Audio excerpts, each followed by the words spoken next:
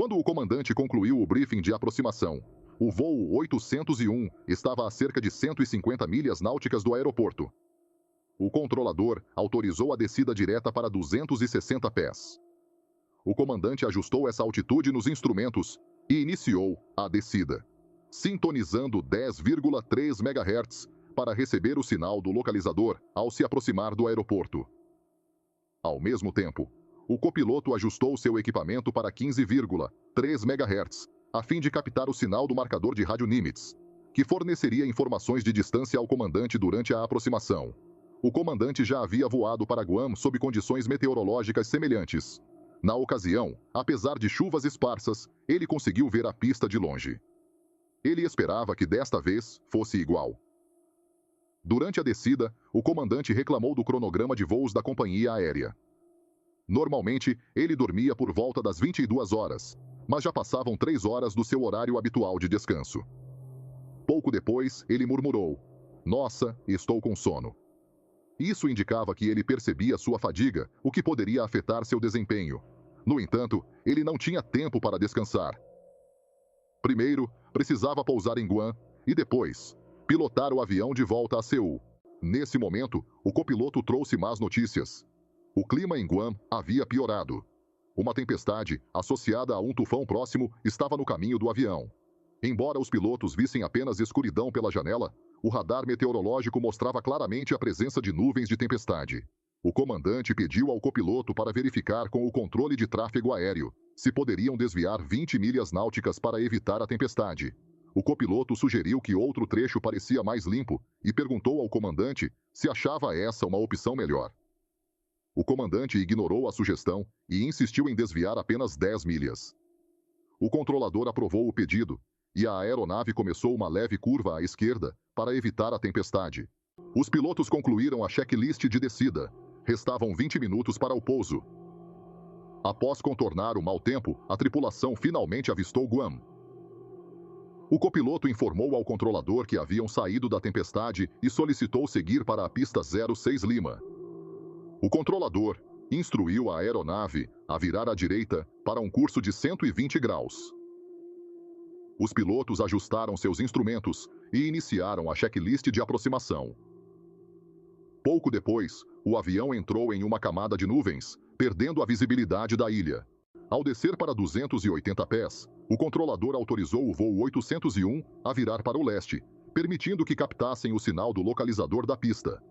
Os pilotos configuraram o Boeing 747 para o pouso, estendendo os flaps para 10 graus. A situação ficou tensa. Quando o voo 801 se alinhou com a pista, o controlador alertou que o glide slope, rampa de descida do ILS, estava inoperante.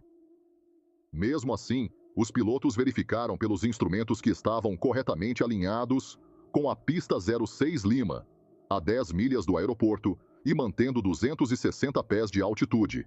Então, algo inesperado aconteceu. O comandante viu o indicador do glide slope se mover e perguntou ao engenheiro de voo se ele estava funcionando. O engenheiro respondeu: "Sim, está funcionando."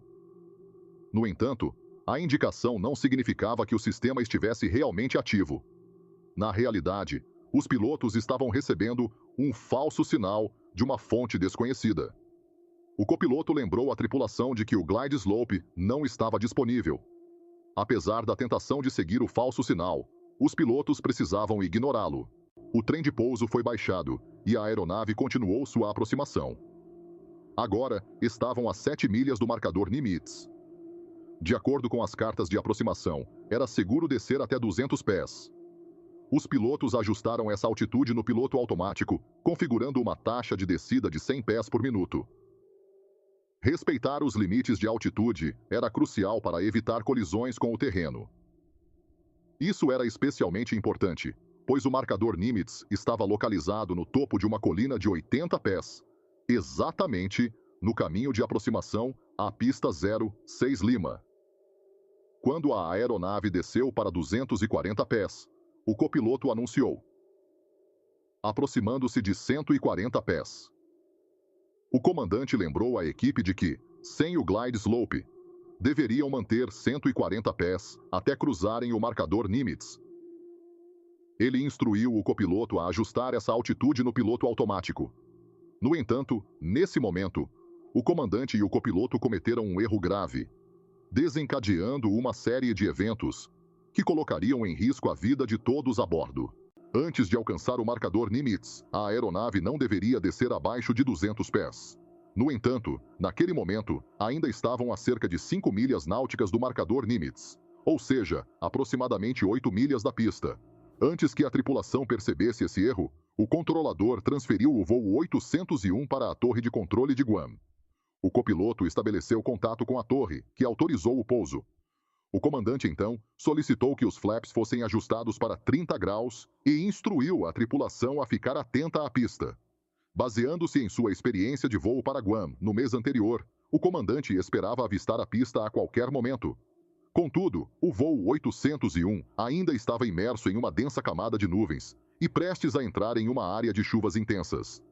A aeronave descia para 160 pés, mas ainda estava a mais de 2 milhas náuticas do marcador Nimitz.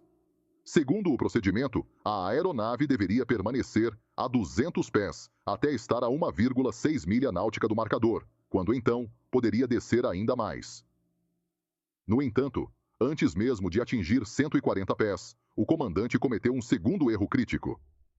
Ele ordenou ao copiloto que ajustasse um novo nível mínimo no piloto automático, definindo-o para 50 pés. O copiloto imediatamente inseriu essa altitude no sistema, e o voo 801 continuou sua descida. Devido à fadiga, a falta de um briefing completo e a expectativa de uma aproximação visual, o comandante havia perdido completamente a noção da situação. Sua percepção da posição da aeronave não correspondia à realidade. É provável que ele tenha esquecido que o indicador à sua frente mostrava a distância até o marcador Nimitz, e não até a cabeceira da pista. Quando o indicador marcou 5 milhas náuticas, ele presumiu que estava a apenas 5 milhas do aeroporto, quando na verdade ainda estava a 8 milhas. Se o comandante tivesse conduzido um briefing completo de aproximação, teria mencionado que a aeronave não poderia descer abaixo de 140 pés até cruzar o marcador Nimitz. Quando a aeronave sobrevoasse o marcador Nimitz, o indicador de distância mostraria 0, e o sinalizador mudaria para indicar que estavam exatamente sobre ele. Somente naquele momento poderiam descer com segurança abaixo de 140 pés. Essa restrição estava claramente indicada nas cartas de aproximação. No entanto, naquele instante, ainda estavam a 2 milhas do marcador Nimitz. Já haviam descido para 130 pés, e o piloto automático estava programado para 50 pés. Não se sabe se o copiloto compartilhou da mesma interpretação equivocada do comandante.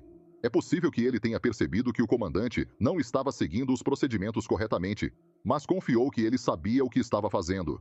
Também é possível que ele não tenha compreendido completamente as ações do comandante, pois estava utilizando cartas de aproximação desatualizadas.